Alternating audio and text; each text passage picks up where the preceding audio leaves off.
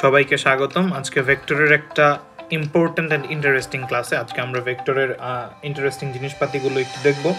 তো সবাই আমার সাথে থাকো। ভেক্টরের যেই মূল বৈশিষ্ট্য সেগুলো আমরা জানি, যে ভেক্টরের দিক থাকবে আর স্কেলারের দিক থাকে না, বা স্কেলার প্রকাশ করার জন্য দিকের কোনো প্রয়োজন হয় না। এটাই হচ্ছে মেনলি ভেক্টর আর স্কেলারের মাঝে পার্থক্য। তো স্কেলার রাশিগুলো কি কি আমরা সেগুলো জানি। স্কেলার রাশিগুলো হচ্ছে দূরত্ব, আর ভেক্টর রাশিগুলো হচ্ছে সরণ। স্কেলার রাশি হচ্ছে দ্রুতি, ভেক্টর রাশি হচ্ছে বেগ।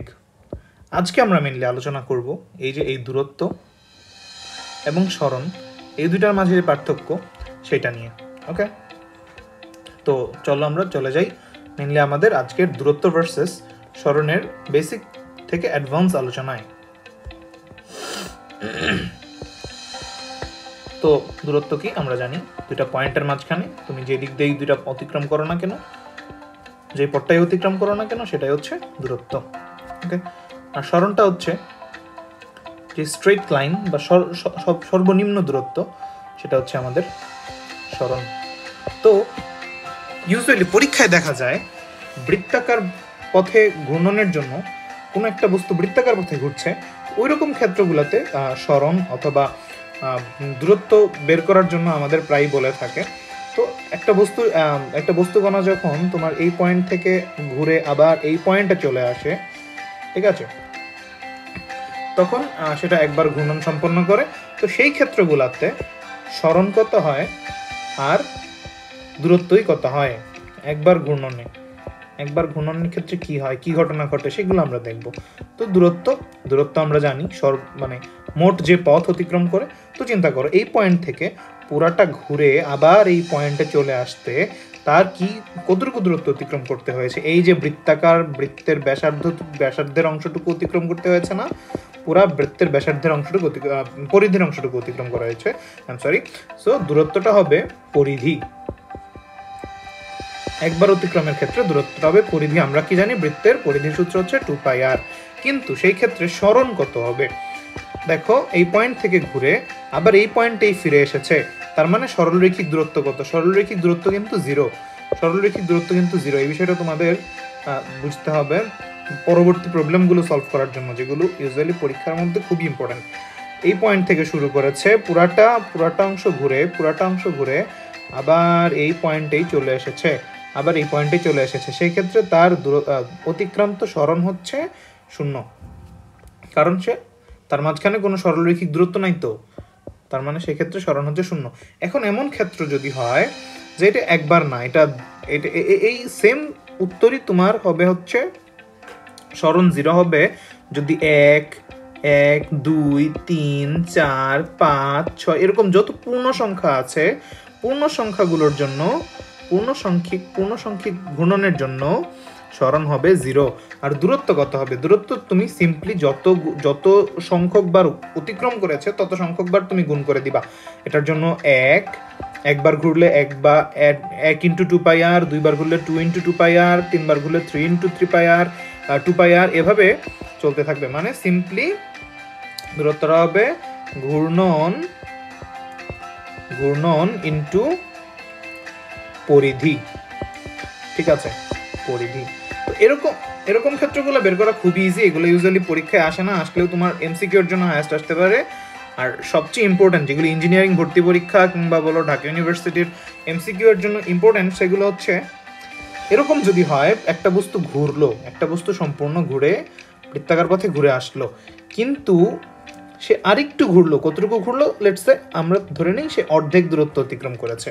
একবার প্লাস অর্ধেক, তার মানে হচ্ছে 1.5 বার ঘুরেছে। ঠিক আছে, সেই ক্ষেত্রগুলোতে আমাদের দূরত্ব কত হবে? সরণ কত হবে? একটা বস্তু 1.5 বার ঘুরেছে, সেই ক্ষেত্রগুলোতে দূরত্ব কত হবে, সরণ কত হবে, আমাদের আজকে বের করতে হবে।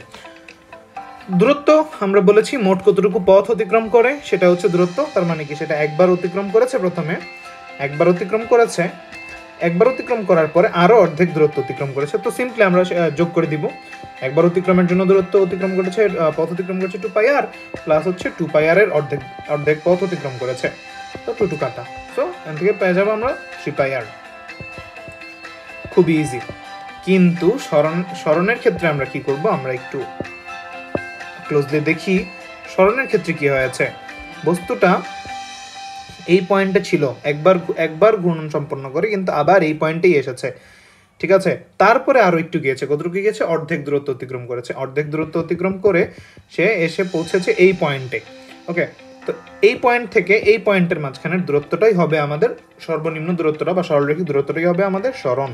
তো এইটার দূরত্বটা কত দেখো, এই পয়েন্ট থেকে এখানে দূরত্ব হচ্ছে আর, বৃত্তের ব্যাসার্ধ এখান থেকে এই পয়েন্ট পর্যন্ত দূরত্ব হচ্ছে আর, বৃত্তের ব্যাসার্ধ। তো মোট দূরত্ব কতটুকু হবে, মোট দূরত্ব হবে আমার 2r is equal to D, বা এটা হচ্ছে বৃত্তের ব্যাস। তো এই ক্ষেত্রগুলোতে অর্ধেক বার ঘুরলে 1.5 বার ঘুরলে সরণ হবে ডি। তো আমরা আগের মতো ইয়ে করে নিতে পারি, শর্টকাট বানিয়ে নিতে পারি। যদি 1.5 বার, 2.5 বার, 3.5 বার, 4.5 বার, মানে সাড়ে বা হাফ বার যদি অতিরিক্ত থাকে সেই ক্ষেত্রে সরণ হবে ডি। এই বিষয়টা একটু মাথায় রেখে নাও, আমি শর্টকাটে লিখে দিচ্ছি। তোমার অর্ধেক অংশ যদি থাকে, অর্ধেক অংশ থাকলে সরণ হচ্ছে 2r is equal to D, ঠিক আছে। বৃত্তের ব্যাস হচ্ছে সরণ যদি অর্ধেক ক্ষেত্র থাকে। এরকম যদি হতো যে অর্ধেক ক্ষেত্র না, কোয়ার্টার অংশ আছে, বা 1.25 বার ঘুরেছে বা 2.25 বার ঘুরেছে, এরকম যদি ঘুরতো, সেই ক্ষেত্রগুলোতে আমরা দূরত্ব সরণ কিভাবে নির্ণয় করতাম, খুবই ইজি, একই কনসেপ্ট, জাস্ট খালি একটু ক্যালকুলেশন। তো দূরত্বটা আমরা জানি, সম্পূর্ণ পথ। তো এইটা তোমার জন্য SW রইলো, তোমরা একটু ক্যালকুলেশন করে বের করে ফেলবা। যেহেতু মেইনলি ভেক্টরের ক্লাস, সেহেতু আমি সরণটা নিয়ে আলোচনা করব, যেহেতু সরণ একটা ভেক্টর রাশি আমরা সবাই জানি। তো আমরা সরণটা নিয়ে আলোচনা করব। কি হয়েছে, একবার দুইবার যতবার ঘুরুক, পূর্ণ সাংখ্যিক বার ঘুরুক, সে আগের পয়েন্টেই ফিরে আসবে। আগের পয়েন্ট থেকে 1.25 মানে 2.25 এক্সট্রা ঘুরেছে, মানে কোয়ার্টার অংশ ঘুরেছে। এখান থেকে এখানে ছিল, এখন এই পয়েন্ট থেকে এই পয়েন্টে চলে এসেছে। তো এই পয়েন্ট থেকে এই পয়েন্টে চলে আসলে এইটার মাঝখানের যে সরলরৈখিক দূরত্ব, ঠিক আছে, এই যে সরলরৈখিক দূরত্বটা, এই সরলরৈখিক দূরত্বটাই কিন্তু আমার সরণ। তো এই সরণটা আমরা কিভাবে বের করব, আমরা জ্যামিতি ইউজ করে বের করে ফেলবো, খুবই ইজি। এইটা কেন্দ্র থেকে এটার দূরত্ব হচ্ছে আর, কেন্দ্র থেকে এটার দূরত্ব হচ্ছে আর, কোয়ার্টার বার ঘুরেছে, তার মানে কত ডিগ্রি কোণ উৎপন্ন হয়েছে, 360/4 90 ডিগ্রি কোণ উৎপন্ন হয়েছে।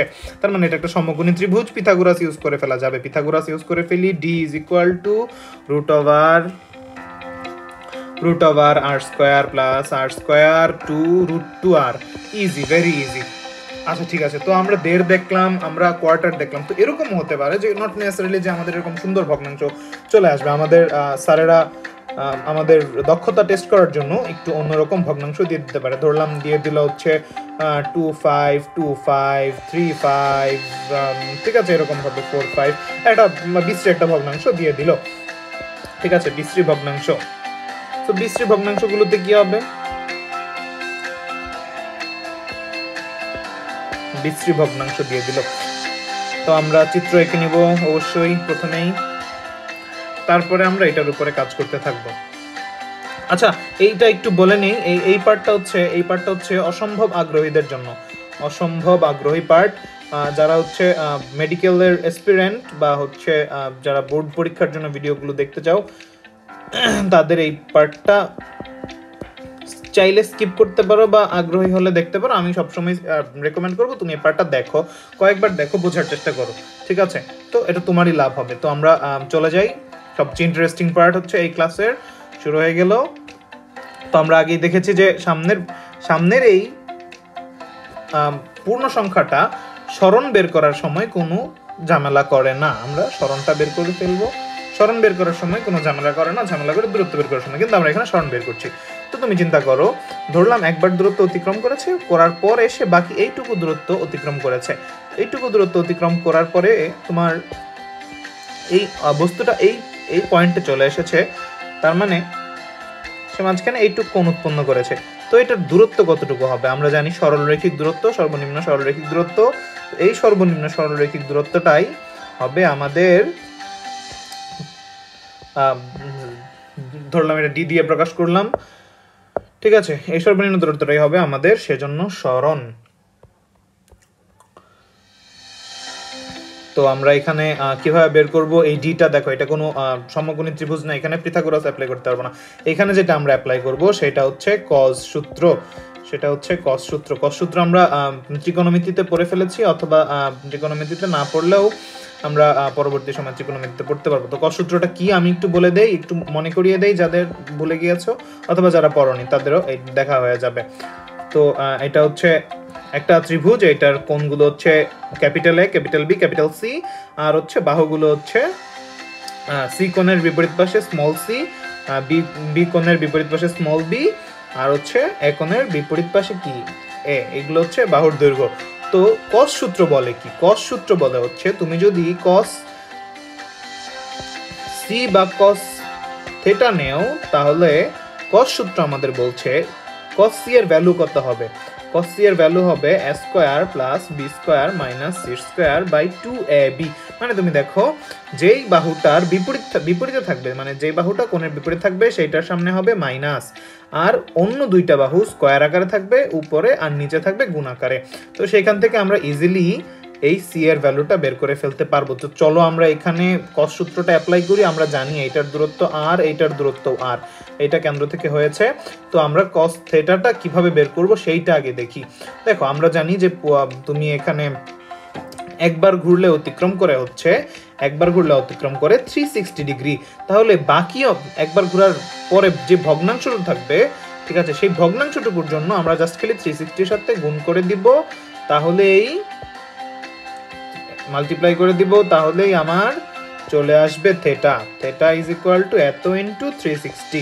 এটা হচ্ছে আমার থেটা। ওকে, তোমরা এটা ক্যালকুলেশন করে বের করে নিবে। তো আমরা কি তখন আমরা সুন্দর মতো ইকুয়েশনে বসিয়ে দেব। আমরা কস সূত্র জানি, কস সূত্র বের করব। এইটা এই বাহু আর এই বাহু হচ্ছে সংলগ্ন বাহু, তার মানে হচ্ছে আর স্কয়ার প্লাস আর স্কয়ার মাইনাস সি স্কয়ার বা ডি স্কয়ার তুমি বলতে পারো। ডি হচ্ছে বিপরীতে বাহু, তার মানে নিচে যাবে 2 ইনটু আর। এইখান থেকে ক্যালকুলেশন করে তুমি ডি এর ভ্যালু বের করে ফেলতে পারো।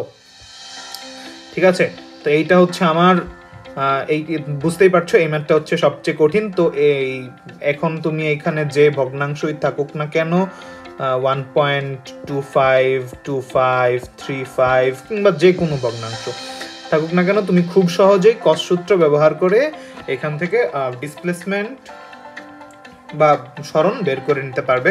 তো হচ্ছে এই পর্যন্তই। আর এই পার্টটা যারা বুঝতে পারোনি তারা আরো কয়েকবার দেখে বোঝার চেষ্টা করো, তাহলে আশা করি জিনিসটা ক্লিয়ার হয়ে যাবে। আর কস সূত্র কোত্থেকে এসেছে বা কিভাবে এসেছে সেটা তুমি ত্রিকোণমিতির অধ্যায়ে দেখতে পারো।